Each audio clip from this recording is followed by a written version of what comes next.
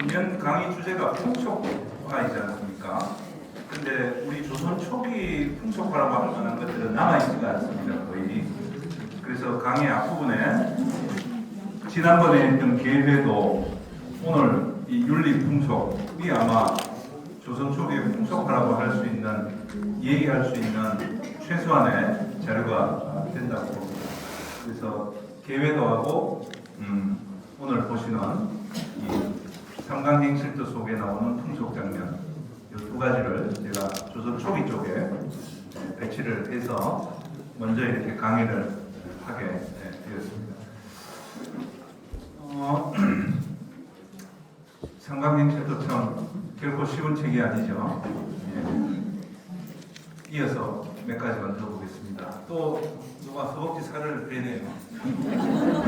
할고 배를 할자에 고가 대퇴부 고자예요. 고관절 그렇게 할 때 고자가 저그렇답니다. 이 장면입니다. 왼쪽 장면. 누가 지나가다가 어머니 아버지 아빠 누워 계시면 누가 지나가다가 야 너 손가락 잘라서 약에 들이면 낫는데 바로 손가락 잘라요. 허벅지 살 빼서 약에 들이면 낫는데 바로 자릅니다. 뭐 의사에게 물어보고 뭐 이런 거 없어요. 바로 그냥 결단의 행동을 하죠. 하는데 근데 그림이 참 정교하게 잘 되어 있어요. 그러면 지금 요 확대한 거죠. 이 사람이 주인공입니다. 지금 허벅지 뭐 살 빼려고 하는데 실제로 기록해 보니까 허벅지 살 뺀 사람이 많습니다. 살을 빼었는데 그게 무슨 병이 도져가지고 합병증이 돼가지고 죽은 사람이 있고요. 이때 이제 주의할 건 뭐냐면 아무리 바빠도 파티션 하나 쳐야 된다는 거예요. 왜 그럴까요? 이러고 있는 거 아버지 보시면 얼마나 고통스럽겠습니까? 물론 아버지도 알고 계실 수도 있죠. 그래서 서로의 불편한 진실은 서로가 안 보는 게 좋죠. 그래서 아무리 바빠도 이 파티션 하나 쳐야 된다는 거. 그리고 지금 아직 살 베지도 않았죠. 베려고 하는데 벌써 효자집에 세우는 정리문이 벌써 와 있습니다. 구청에서 와서 세우고 갔나 봐요. 굉장히 신속하죠. 이건 뭡니까? 시간의 순서에 따라서 일어날 일을 한 카트에 다 그려야 되기 때문에, 그죠? 앞서 말씀드렸듯이 이거는 한 카트짜리죠. 잘랐다, 허벅지 뺐다, 약이 들었다, 한 2개 정도로 볼 수 있거든요. 그래서 위소, 할보라고 이제 되어 있습니다. 그래서 야, 저 장면이 있으면 부수적인 또 맥락이 어떻게 되는구나 하는 거 알 수가 있고요. 요거는 위소 할보하고 다릅니다. 성각, 양모, 성각이가 어머니를 복양하다 이거거든요. 그 지금 보시면 이 사람 주인이 성각이에요. 여기도 지금 뭐 자르고 있습니다. 어머니 뭐 해드리려고 하는데 벌써 고을에서 무슨 사또가 포상을 내려는 벌써 왔습니다. 벌써 왔어요. 손에 싣고 살 몇 가마 하고 그죠? 아직 하고 시작도 안 했는데 그러니까 그 전후관계를 이렇게 하면 포상이 주어진다. 뭐 이런 걸 이제 독자에게 알리기 위한 설정이라고 볼 수 있겠죠. 여러분 요 판화가 쉬운 것 같지만 굉장히 어렵습니다. 이게 음각이 아니고 양각이거든요. 그리고 요 가는 선들을 남기고 다 파내야 되는 거죠. 굉장히 공력이 많이 들어가는 거죠. 그러니까 이거 처음에 330커트를 만들어야 되는데 온갖 화원들 동원해가지고 스토리 나오는 걸 초안 잡고 그죠? 시간이 굉장히 많이 걸렸습니다. 지금처럼 무슨 뭐 저걸 컴퓨터로 뭐 그래픽으로 다루는 기술이 있으면 몰라도 기술 하나 없는 시대, 그죠? 대단한 그 유산이라고 볼 수 있습니다. 석진단지, 아까 손가락 잘랐는데 또 나오네요. 이 석진은 한국 사람이고요. 동국이라고 되어 있죠. 조선시대 사람이라는 겁니다. 그러니까 야, 너 손가락 잘라서 아버지 약 해드리면 낫는데 아버지 약 하니까 바로 들어가가지고 잘라가지고 드렸다는 거죠. 하나, 둘, 셋 이어지는 거죠. 근데 실제 주인공이고 이 석진은 전북 완주에 가면 실존 인물입니다. 저 동네에 살았던 인물이고요. 상강행실도에도 들어갔고 그리고 정려비각에 와 있습니다. 왕이 유석진에게 관직을 내렸어요. 유명 조선국, 효자, 조봉대부, 동몽교관, 정난이라는 관직을 내린 거죠. 조봉대문은 저게 한 4품, 5품 되는 품계고요. 동몽교관은 관직입니다. 그리고 사원부 지평, 높은 관직 좋네요. 물론 이거는 명예로 이제 관직을 주는 거지만 성이 유씨입니다. 유석진지여 해가지고 정령입니다. 그러니까 후손들에게는 얼마나 소중한 거죠. 선조가 효행으로 왕께서 관직도 주고 이 비를 내려줬다는 거죠. 그래서 이렇게 딱 비각을 만들어가지고 보존을 하고 있습니다. 그리고 이 유석진은 지금 앞서 본 게 이거죠. 성강행실도. 요 얘기가 조선 후기 1797년 오륜행실도 그리는 그림이 이렇게 바뀌어버립니다. 완전히 김홍도 화풍으로 들어가는 거거든요. 여기서는 아랫방에서 손가락 자르고 윗방에서 아버지 이야기 드리고 이게 동시에 일어나죠. 네. 그리고 이때 주의할 것은 창문을 활짝 열어야 된다는 거. 독자들이 봐야 된다는 거. 자기만 알고 있으면 안 됩니다. 독자들이 알 수 있도록. 그리고 이 왼쪽 같은 판화를 한 단계 더 나가서 그림으로 이렇게 그려냅니다. 컬러풀한 그림으로 그려가지고 또 보급이 되는 거죠. 네. 훨씬 실감나죠? 잘 그렸죠? 채색을 하니까. 예. 석진이 굉장히 유명한 조자입니다. 손가락 자르고 아버지 약이 드리고. 예. 그러니까 이 시각적인 자료가 판화의 한편으로 실려 있는 걸 뽑아내가지고 이렇게 그려가지고 물론 책으로 엮기도 하고 병풍으로 만들기도 해서 많은 사람들이 이제 감상, 장식 또 의미를 생각하고 돌아볼 수 있는 자료로 활용을 했던 것이죠. 네. 정난 강목, 정난이 나무로 인형을 깎다 이런 주제인데요. 스토리가 어떻게 되냐면 하나, 둘, 세 카트로 이어집니다. 이 정난은 굉장히 효자입니다. 그래서 어린 나이에 부모님이 돌아가신 거예요. 그래서 부모님이 너무 그리워서 나무 인형으로 부모님 모습을 깎아가지고 인형을 만들어가지고요. 여기에 딱 모셔놓습니다. 아버지, 어머니 인형을 모셔놓고 아침, 저녁으로 밥도 올리고 제사도 지내고 그죠? 살아계신 어머니처럼 이렇게 하는 거예요. 그 옆집에 살던 사람이 희한하다 하시 구경하러 와가지고 옆집 사는 사람 이거 이제 정난이 없을 때 이걸 만졌어요. 만지다가 쓰러뜨려가지고 나무를 좀 이렇게 부셔진 모양이에요.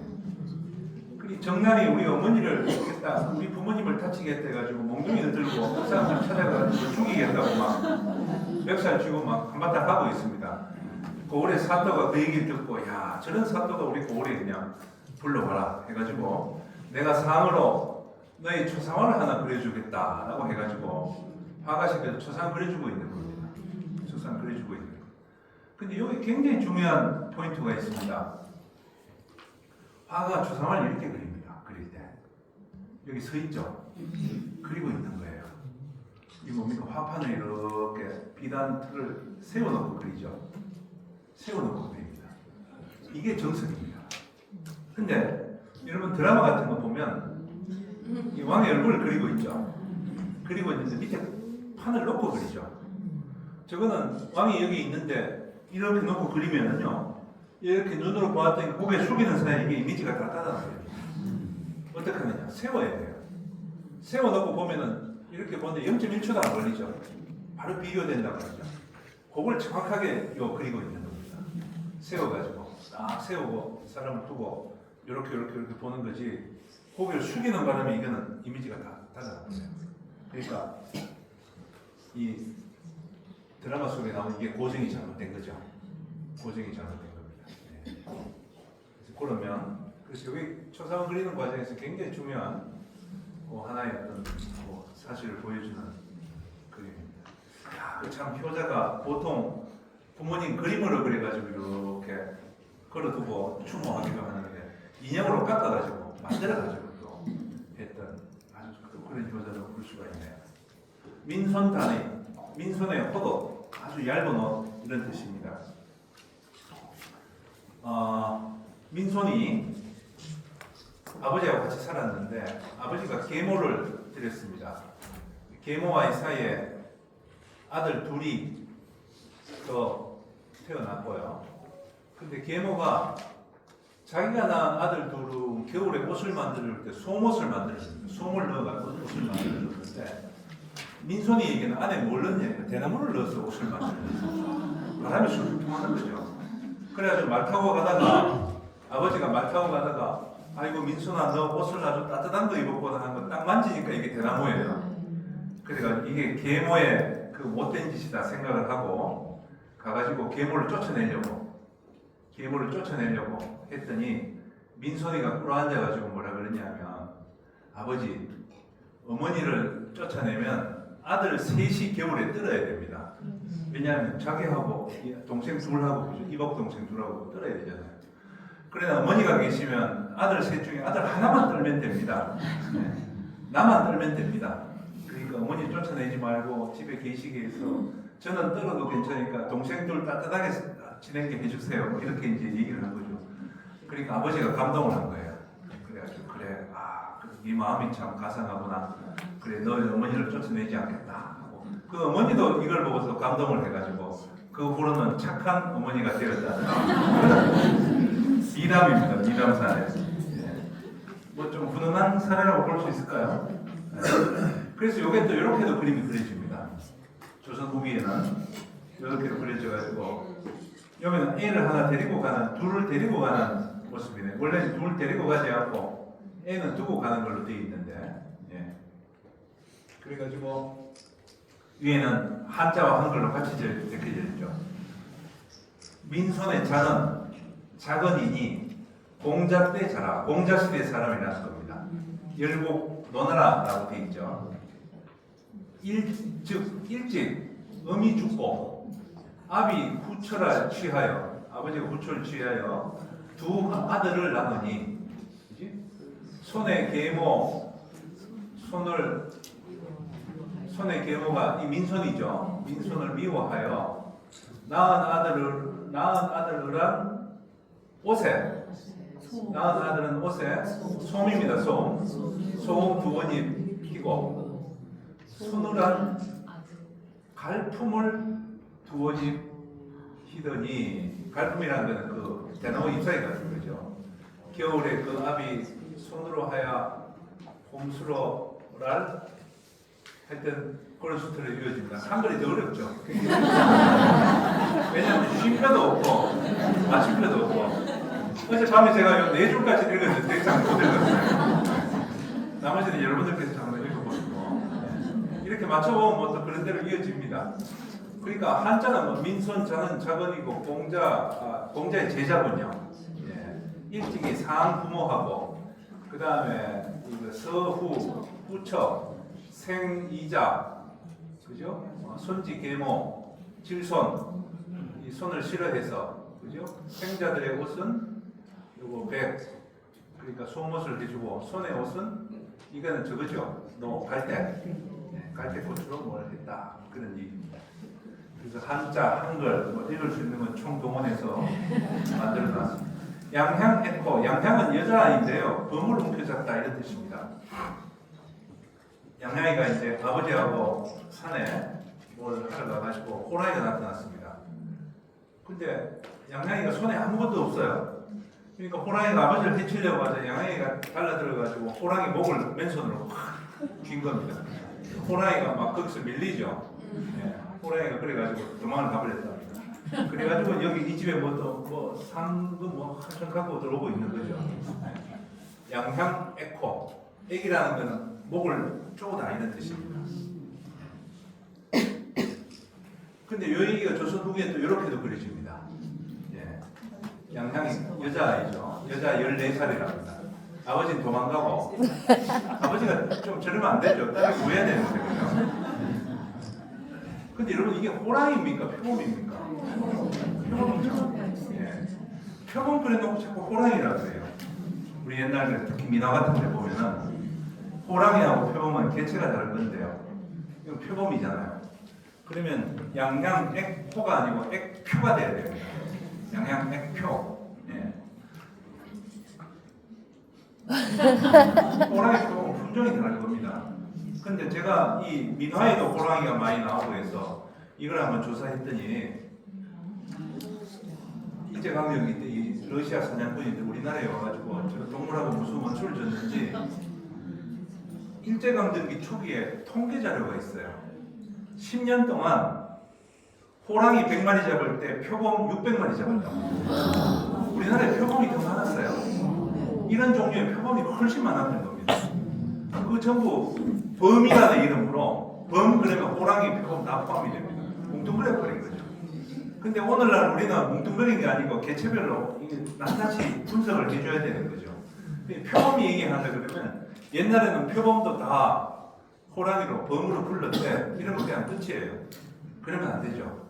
그러니까 표범이 훨씬 많았던 겁니다. 아프리카에 있는. 그리고 이것도 보세요 여러분. 이 표범 가죽이죠. 그리고 호피도라고 그려놓습니다. 호피. 아니지 않습니까? 그죠? 기록위마라는 말이 있죠. 사슴을 가리키면서 말이라 하는 거나 표범 가죽 가리키면서 호랑이라고 하는 거나 다르게 뭐가 있습니까? 그죠? 정확히 봐줘야 됩니다. 정확히 봐줘야 돼요. 그래서 여러분들 우리 민화 이 왼쪽은 공중화원이 그린 거고요. 오른쪽은 민간화가가 그린 겁니다. 공중화원이 아주 잘 그렸죠.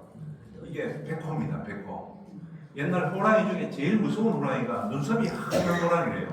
백호. 눈썹이 지금 하얗죠. 예. 그래서 선조 때 실록 기록을 보니까 호랑이와 그러니까 지금 여러분 사시는 동네 골목에 멧돼지 한 마리 등장하면 난리가 나죠. 근데 그 멧돼지가 아니고 호랑이라면 어떻게 되겠습니까? 상상을 못하죠. 그게 한 번 일어난 일이 아니고 일상이라면 어떻게 되겠습니까? 우리 조선시대 사람들 그렇게 살았던 거죠. 호랑이에게 1년에 물려 죽는 사람이 아마 수천 명이었을 겁니다. 통계는 없지만. 근데 백예코라는 호랑이가 제일 무섭대요. 선조실록을 보니까 백예코가 저기 어디에요? 뚝섬이 있는데 나타나가지고 사람과 동물 400두를 물어주겠다 이렇게 기록을 합니다. 사람과 동물 400두 머리 400개를 물어주겠다. 그래서 선조 임금이 호랑이와의 전쟁을 선포하고 모든 병사를 데리고 이제 사냥을 갔습니다. 근데 얘기가 거기 끝나요. 뒤에는 어떻게 되는지 알 수가 없습니다. 근데 이 호랑이하고 표범이 조선시대 때 엄청 많았어요. 근데 이 그림도 보면은 호랑이 따로 표범 따로 그리지 않습니다. 굉장히 경제적으로 그리죠. 어떻게 그렸습니까? 머리는 표범, 몸은 호랑이. 머리는 표범의 전문이죠. 몸은 호랑이 줄무늬가 됩니다. 이게 공중 그림이고요. 공중 그림을 모방한 게 요겁니다. 모방하고 그리고 민화에는 까치를 집어넣죠. 호랑이는 뭡니까? 사람을 물어 죽이는 호랑이지만 저거를 원수처럼 생각하지 않고요. 사람을 이롭게 하는 동물로 돌려 앉혀 놓는 겁니다. 그림 속에. 그러니까 민간 화가들의 그 어떤 포용력이 굉장히 크죠. 철천지 원수지만 너가 사람 공간으로 들어와서 우리 사람을 이롭게 해라. 그래서 이 그림 속의 메시지는 뭐냐? 호랑이 그림 저렇게 해서 오른쪽 그림 집에 딱 붙여놓으면 우리 집에는 이제 나쁜 사악한 기운, 나쁜 일 못 들어온다는 거죠. 호랑이가 다 막아준다는 거죠. 까치는 뭐냐? 기쁜 소식 전해준다는 거죠. 그래서 이 그림 우리 집에 걸어놓으면 이제 나쁜 일은 접근도 못하고 좋은 일만 들려올 것이다. 마음을 아주 든든하게 했던 그런 그림이죠. 그런데 앞서 여기에 표범이 등장해가지고 호랑이도 아니고 그래서 여러분 호환이라고 그러죠. 호랑이가 사람을 물어 죽이는 거. 그 호환의 주범은 사실 표범이에요. 호랑이가 혼자 다 그 혐의를 덮어 쓰고 있는 거죠. 모용술찬, 모용의 반창장만이라는 뜻인데 모용이라는 사람 집에 손님이 왔어요. 손님이 와서 쌀밥을 먹고 가게 돼 있습니다. 근데 아침에 일어났더니 모용이가 닭을 잡는 거예요. 야, 이 집은 손님 대접하는 그게 참 잘 돼 있는 집이구나 싶었는데 나중에 자기가 밥 먹을 때 보니까 나물 반찬 해가지고 내놓고 닭은 어디 갔냐 하니까 어머니한테 다 갖다 드리는 거예요. 손님이 왔으면 손님도 좀 절반 대접하고 하면 되는데 그래서 요 손님하고 모형은 나물 반찬 딱 해놓고 아까 잡았던 닭은 어머니한테 다 드린 거죠. 그리고 갈 때 이 손님 얻어먹고 당신이야말로 진정한 효자십니다. 절을 하고 갔대요. 조금 안 맞죠? 우리 정서에는. 그죠? 그리고 지금 닭잡 어머니를 위해서 닭 잡고 있는 겁니다. 그 다음에 복식의 특징인데요. 이 조선 초기 등장인물들 복식의 특징이 보입니다. 여러분 저 모자 같은 거 있죠? 저게 갓도 아니고요. 조선 초기, 고려말 조선 초기에 유행했던 원나라 스타일의 모자입니다. 조선 초기에 저런 모자를 많이 착용했던 것 같아요. 그러니까 그 당시에 어떤 세태나 특징이 잘 나타난 거죠. 이런 스타일입니다, 여러분. 이 왼쪽이 저기 몽고 12대 왕이거든요. 이거는 우리 성주 이시 이조년, 이포 저런 모자 쓰고 있는 거죠. 저런 모자가 앞에 나오는 이런 모자하고 거의 같은 겁니다. 근데 이포라는 분인데 높은 반지도 하고 했는데 저분이 고려시대 사람이죠. 근데 이 그림이 그려지고 나서 한 500년이 지나가지고 그림을 다시 그렸습니다. 다시 그렸는데 고려시대는요 원나라 모자 쓰고 염주 쥐고 있으면 굉장히 품이 있는 모습입니다. 사회적인 지식이 있는 사람으로서는 그렇게 돼 있죠. 근데 시대가 바뀌어가지고 조선시대가 되어버렸어요.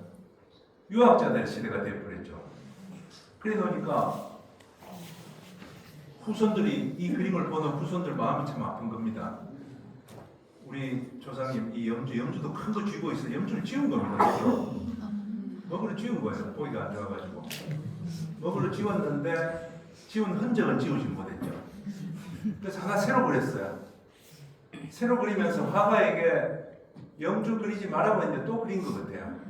그리고 이번에 옷을 검은색으로 다 덮어버렸죠. 그리고 이 옷은 허리띠가 없는 옷이에요. 허리띠 안 매는 옷인데 허리띠도 집어넣어놨습니다. 살짝 바꾼 거죠. 그리고 나서 나중에 또 한 번을 더 그리는데 이게 또 후손들 마음에 안 들었던 겁니다. 그러니까 어떻게 바꾸냐 하니까 이렇게 바꿔버립니다. 무릎에 손 딱 얹고 언제 그랬냐는 듯이 허리띠 딱 쥐고 이렇게 딱 바꿔버린 거죠. 그러니까 이게 일종의 모사거든요. 원본을 100개 그릴 때는 원본과 똑같이 그려야 됩니다. 거의 90% 이상. 근데 원본에서 불편한 것들은 다 바꿔버리고 지워버리고 하는 거죠. 이게 민가에서 일어나는 모사본 초상화의 그 변화입니다. 변화. 이렇게 하면 안 되는데 이렇게 이제 우리 조상님 가급적 편한 모습으로 그려드리는 거죠. 그리고 세 점을 보면 만약에 왼쪽 두 점이 전하지 않았다면 아 원래 우리 조상님 이런 모습이었구나 하고 우선이 알겠죠.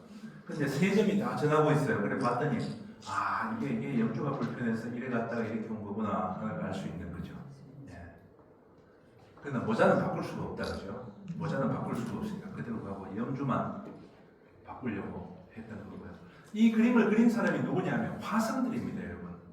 사찰에 있는 화성. 예. 화성들은 누구를 그려도 화성 나름대로의 스타일이 있거든요. 고집도 아주 세고요.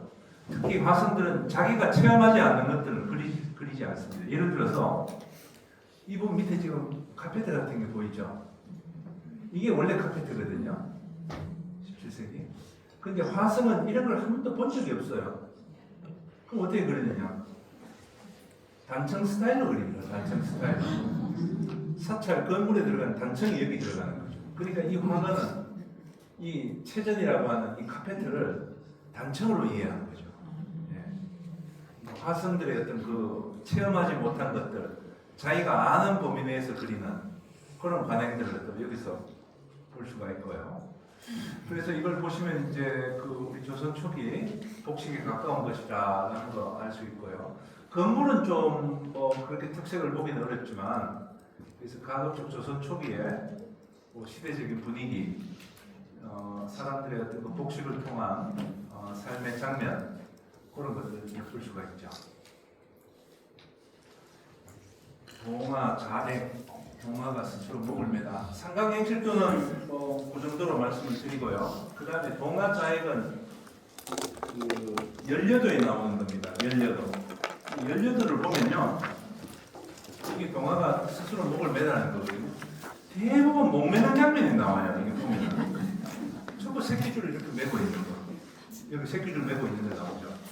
그러니까 이게 지금 동화가 부모님을 잘 받들어 공양을 했는데 부모님이 돌아가셔가지고 나도 부모님 따라가겠다고 지금 여기 목매다는 거예요. 지금 대부분 목매다는 장면이에요. 여러분 저러면 되겠습니까? 그 남편이 죽으면 따라 죽고 하는 그 절개는 높이 평가를 하지만 그러면 안 되는 거죠. 이 병편을 누가 지적했냐 하니까 박지원, 18세기 박지원이 함양박씨 편이라는 그 글을 쓰면서 그런 세태를 굉장히 비판을 했습니다. 소설 속의 주인공이죠. 함양박씨가 아니고 밀양박씨군요. 19세에 결혼을 했는데 남편이 일찍 죽었습니다. 남편의 그 장례식 날 음독 자살했습니다. 부인이 따라 죽은 거예요. 그랬더니 박지원은 열을 그러니까 그 지저와 정절을 지나치게 지키려 했던 세태를 비판하는 거죠. 너 하나 목숨 끊는다고 끝나는 일이 아니라는 거죠. 너가 그렇게 세상을 등지고 가버리면은 네가 봉양해야 될 시어머니는 누가 모시고 네가 돌봐야 될 자녀들은 누가 키우냐는 거죠. 누가 키우냐는 거죠. 그래서는 안 된다는 겁니다. 끝까지 살아남아가지고 그죠? 네, 역할을 다 해야 된다는 겁니다. 그래서 그 여기에 나오는 밀양박씨가 밀양박씨전에 나오는 건데요.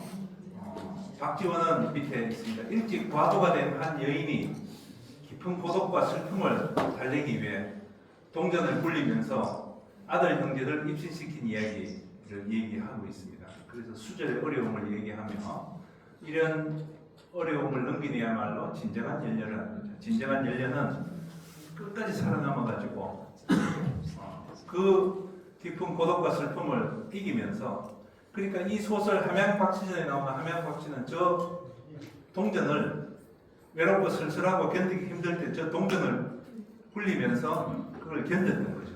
그래서 자식들 다 키운 겁니다. 임신시키고 과거 급제시키고 결혼시키고 다 했다는 거죠. 그래서 이것이 너의 의미가 죽음을 참아온 부적이다. 그러면서 자식들 컸을 때 저걸 탁 던졌다는 거죠. 그래서 상강행실도에 나오는 남편이 죽으면 따라 죽고 부모가 돌아가시면 따라 죽고 하는 그게 여성들이 가야 될 길이 아니라는 거죠. 그걸 비판하면서 끝까지 살아남아야지 쉽게 목숨을 버리면 안 된다. 이런 얘기를 하고 있습니다. 이 엽전은 진짜 엽전이 아니고요. 어디 나오는 엽전을 아마 사용하고. 그래서 오늘은 효자편에 대해서만 말씀을 드리고요. 문자도 효에 대해서 보면 여러분 미나본 문자도 많이 나오죠. 많이 나오는데 이 효자는 삼강행실도에 나오는 몇 가지가 조합이 되어 있는 글자입니다. 이거 잘 아실 수도 있는데 여기 보시면 원래는 이런 양식이 먼저 나왔을 거예요. 효자라고 딱 규격을 하고 요 안에 삼강행실도에 나오는 교사를 집어넣습니다. 하나, 둘, 셋, 넷 이렇게 집어넣습니다. 근데 시간이 가다가 보면 요 안에 있는 것들이 하나의 아이콘으로 튀어나와요. 튀어나와가지고 구성된 게 요거라고 봅니다. 물고기, 죽수, 부채, 검은고 요 이야기들이 그대로 나온 거죠. 요게 오른쪽이 앞서고 왼쪽이 뒤시기에 나오는 거다 이렇게 보시면 될 거고 이 유래는 중국에 있는 이 문자가 같은 데서 영향을 받았다고 보고 있습니다. 그래서 야 이거 누가 착상했을까 누가 착안했을까 정말 아이디어 좋다라고 생각을 했는데 약간 중국적인 요소가 있고 이런 거는 지금 굉장히 한국적인 요소라고 봅니다. 중국에 이런 사례가 없거든요. 여기 보시면 순임금이 밭을 갈아야 되는데 혼자서 이 많은 밭을 감당할 수 없다는 거예요. 코끼리가 와서 밭을 갈아줍니다. 코끼리가 와서 밭을 갈아줘요. 그리고 새가 날아와가지고 뭘 또 종자를 심어주고 그 그림이 여기 들어가 있는데 요 출처가 뭐냐 하니까 상강행실도에 있는 상강행실도가 출처죠. 그 다음 두 번째가 요게 이제 대순, 경우, 역산 순임금이 역산에서 농사 지을 때 장면이라는 거죠. 아까 그 코끼리가 밭을 갈아주고 새들이 씨앗을 심어주고 도와줬다는 겁니다. 그런 얘기. 그럼 노래바니가 나오지 아까 나왔죠. 여기는 노래 노래가 새를 잡아가지고 희롱한다는 얘기인데 여기는 장면은 나오지 않습니다. 근데 글자가 이렇게 들어가가지고 뭔가 그걸 의미하고 있고요. 맹종읍죽 여기 나오죠. 맹종이 뭡니까? 이게 맹종읍죽입니다.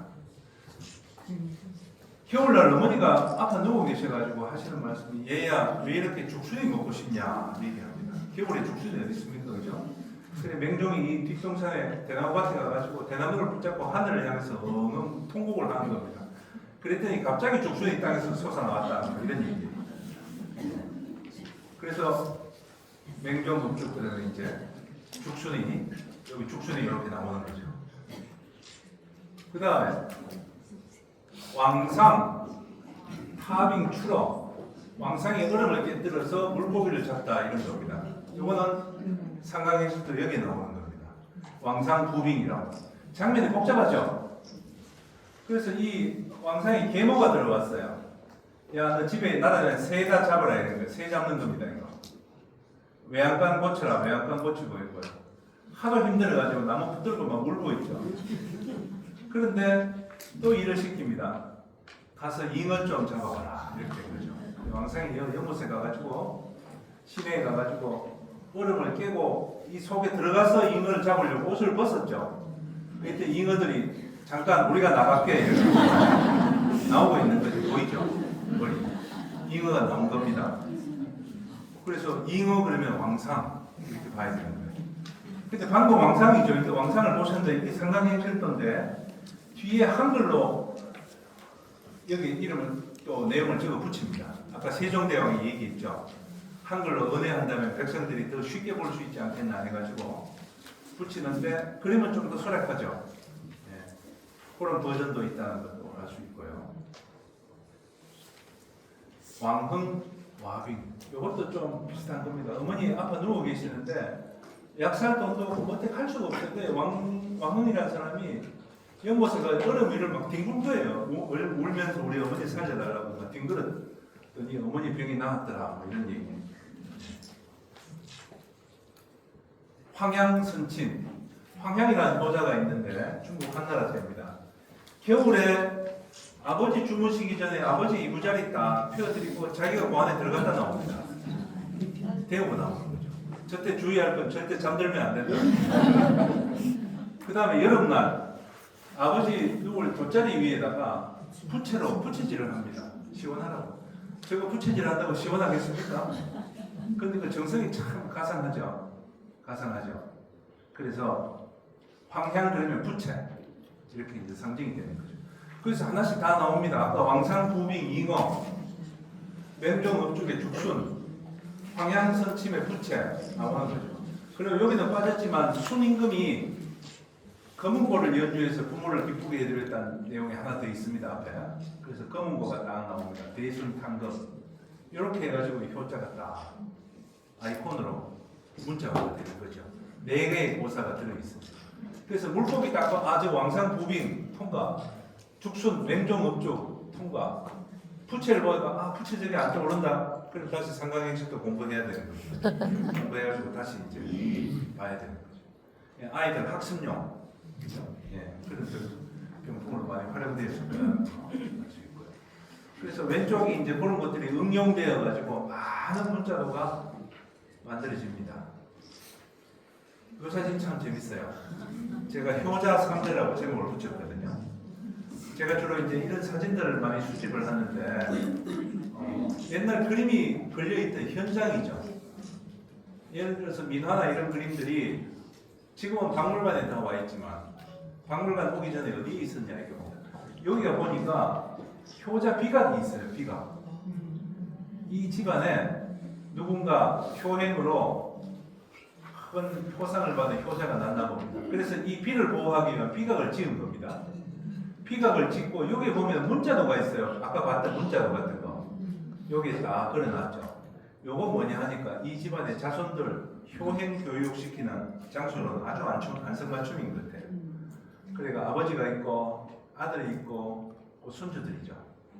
근데 아들 얼굴을 보니까 막 농사 짓는데 얼굴이 검게 탔죠. 노동을 하면서 살아가는 사람들이지만 원래 우리 집안은 교육받은 집안이라는 자부심을 이런 양반들이 쓰는 정자가 딱 쓰면서 올리지 않지만 나름대로 자부심이 있는 거죠. 우리 집은 교육받은 집안이다.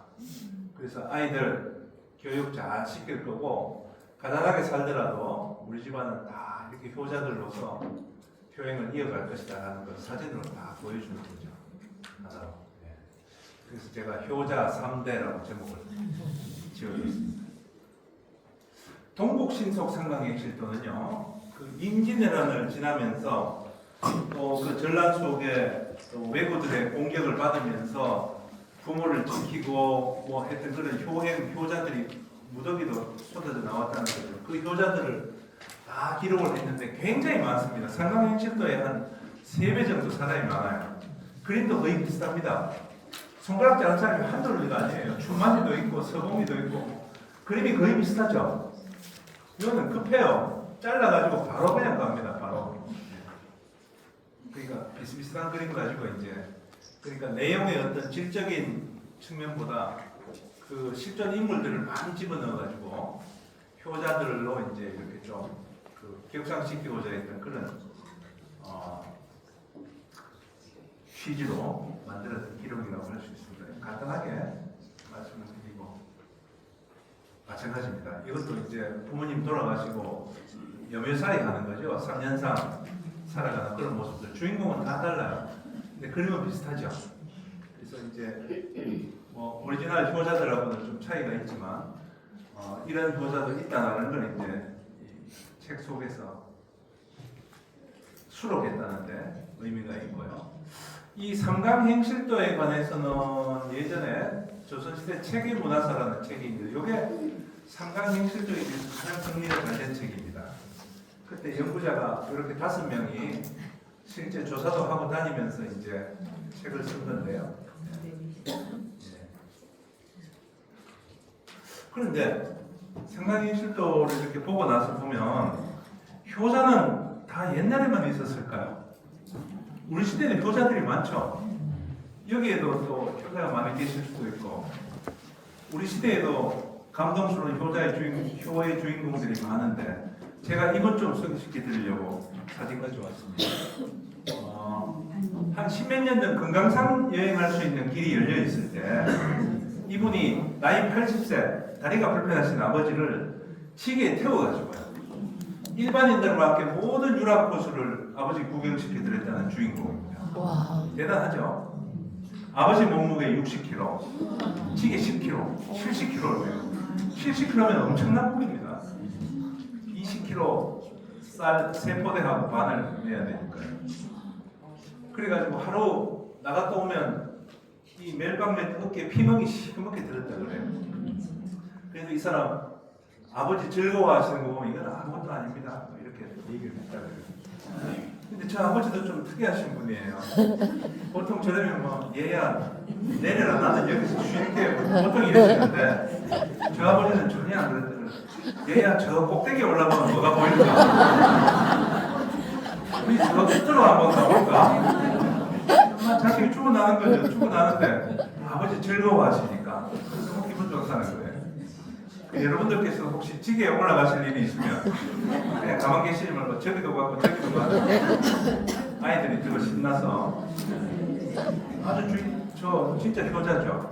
네. 그래서 저분을 보고 혹부라고 공자의 그 살았던 고향에서 아들을 초빙을 했대요. 한국에 이런 효자가 있구나. 공자 마을로 말하셔가지고 거기 갈 때도 아버지 지게에 모시고 중국 TV에 나오고 막 이랬다 그래요. 그런데 제가 이 사진을 제가 강의하는 대학교 1학년 어린 학생들에게 이걸 보여주고 얘들아 이 사진이 무슨 장면이었니 물었더니 아이들 하는 말 짐작하시겠습니까? 아버지 버리러 가는 거라고. 아버지 버리러 가는 거야. 야. 그때는 일단 칭찬 한번 해줘야 됩니다. 야, 넌 어떻게 그렇게 남들이 생각 못하는 그런 아주 기발한 아이디어를 생각했냐 하는 말. 아 선생님 그게 아니고요. 옛날에 우리 고래장이라고 배웠는데요. 거기에 나오는 게 지게 아버지. 그냥 아이들은 지게와 아버지 나오면 버리고 오는 건 요것만 생각하는 거예요. 야, 그래서 우리 아이들 고전 교육을 참 잘해야 되겠다는 생각을 좀 하게 되었고요. 이 사진이라는 이미지가 이렇게 무섭습니다. 정확한 설명 없이 전달되다 보면 180도 곱게 될 수 있다는 거. 네, 그래서 이미지는 참 잘 다뤄야 되겠다 하는 생각도 하게 되었고요. 정말 효자예요. 아버지 모시러 가려고 벌써 몇 달 전부터 체력 단련하고요. 막 헬스장 가가지고 체력 단련하고 또 주말이면은 3년상을 지냈거든요. 이 사람이. 어떻게 하니까 주중에는 직장 생활하고 금요일 저녁에는 아버지 무덤 옆에 거기 집을 하나 지어놓고 금요일 저녁에는 거기 오는 겁니다. 주말은 아버지와 함께 보내는 거죠. 요소도 깨끗하게 하고 그리고 월요일 아침에 또 출근하고 금요일 저녁에 돌아오고 이래 3년상을 지냈다 그래요. 대단한 여자죠. 예. 우리 시대 감동의 주인공입니다. 그런데 이 상강행실도의 전통은 언제 끝날까? 제가 그게 궁금해가지고요. 추적을 했더니 이게 1927년 날짜가 안 나왔군요. 1927년 10월 1일자 10월 2일자입니다. 10월 2일자 조선일보입니다. 조선일보 사설인데 단지에 가보면 이신의 불과 전국의 국민 여러분 이제 제발 상강행실도 흉내낸다고 부모 살린다고 손가락 자르지 마세요. 그건 미신입니다.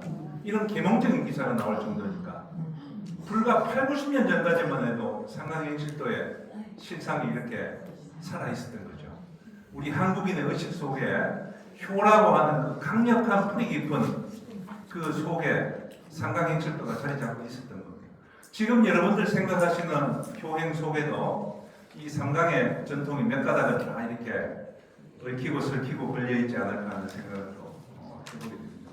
그래서 이 상강행실도는 여러 가지 부정적인 비판도 있지만 유효기간이 끝난 책은 아니다. 저는 이렇게 생각을 하고요. 아직도 유효기간이 남아있는 책이다. 저 내용들을 잘 분석하고 각색해서 우리 시대 사람들이 또 읽을 수 있는 번역본을 만든다면 우리 아이들 인성 교육을 위한 콘텐츠로 또 활용할 수는 없을까 이런 생각을 좀 해보거든요. 그래서 효의 가치가 변하지 않는다면 상강행실도는 유효기간이 끝난 책은 아니다. 예, 저는 그렇게 생각을 하고요. 하나가 더 있군요. 이것도 어느 신문에 실린 거거든요. 1970년대, 60년대부터 될 겁니다. 뭐라고 되어 있습니까? 제8고 처 반지 동생은 허벅지 살리고 처는 손가락 자르다. 경남 삼천포에서 경남 삼천포 동리 그죠? 마을에 사는 김형수 44세는 신병으로 신음한 지 우금 수년이라 지금까지 몇 년이 됐는데 그 처 강씨 33세입니까? 와, 그 아우 김덕수는 이래 장구한 세월을 하루와 같이 간호하던 바 약속의 효험이 없이 병세가 점점 위중하여 져서 지난달 23일 잘 읽으시네요. 이르러 그만 절명하랴 하므로 그 아우 김독수는 급히 식칼 가져와가지고 엽적다리 살을 빼가지고 그 처녀를 그 형의 운명하려는 입에 떨어뜨렸더니 절명되었던 그 형은 곧 회생되어 살아났다는 거죠. 10여 시간을 지내요. 한 10시간 정도 살아났다는 거죠. 효력이 한 10시간은 가모양이니까. 그 다음에 그날 오후에 또 운명하라 함으로써 그 첫 강씨는 왼손 무명지를 잘라가지고 그 피를 넣었더니 사시 일주야 반나절을 회생하였다가 나중에는 명을 어찌하지 못하여 27일에 사망하였는데 결국 돌아가셨다는 겁니다. 두 분 인사들은 김덕수 우애와 강씨의 뭡니까? 열행을 모두 칭찬하며 그곳 청년회에서 표창을 하더라 한다고 하더라 이렇게 딱 집어넣었어요. 삼강행실도 재현하고 있는 거죠. 허벅지 살배에서 손을 떨어뜨리고 뭐 이게 1970년대까지 이렇게 오고 있으니까 너무너무 놀라운 일이죠. 예. 여기까지가 이제 마무리가 되는데요. 예. 그래서 삼강행실도 세종 때 지어진 게 600년이 넘었지만 600년 전 사람과 지금 우리가 생각하고 있는 효의 가치, 또 효의 어떤 중요한 장면들은 다른 면도 있을 수 있다는 거 하지만 말씀드렸듯이 효의 가치가 변하지 않는 한 삼강행실들은 그래도 많은 긍정적인 가치를 가지고 있고 우리가 다시 한번 돌아보고 살펴야 할 그런 고전이 아닌가 하는 생각을 하게 되고 그림들이 그려져 있어가지고 아주 흥미롭게 볼 수 있고 그 그림들 속에서 그 시대의 어떤 또 여러 가지 현장, 그 시대의 풍물, 그 시대의 복식 같은 것을 우리가 엿볼 수 있어서 큰 범주에 풍속가의 범주에 포함시킬 수 있는 그림이다라고 생각이 됩니다. 그래서 오늘은 간략하게 좀 다뤄봤습니다. 제가 나눠드린 용기는 유인물은요. 제가 예전에 그 논문을 썼는데 삼강행실도에 들어가는 형식, 원리 이런 것들에 맞춰서 쓴 거라서 읽어보시면 도움이 될 것 같습니다. 네, 그러면 뭐 다른 질문 하실 거 있으신가요? 예, 질문 없으면 오늘 수업은 여기서 마치도록 하겠습니다.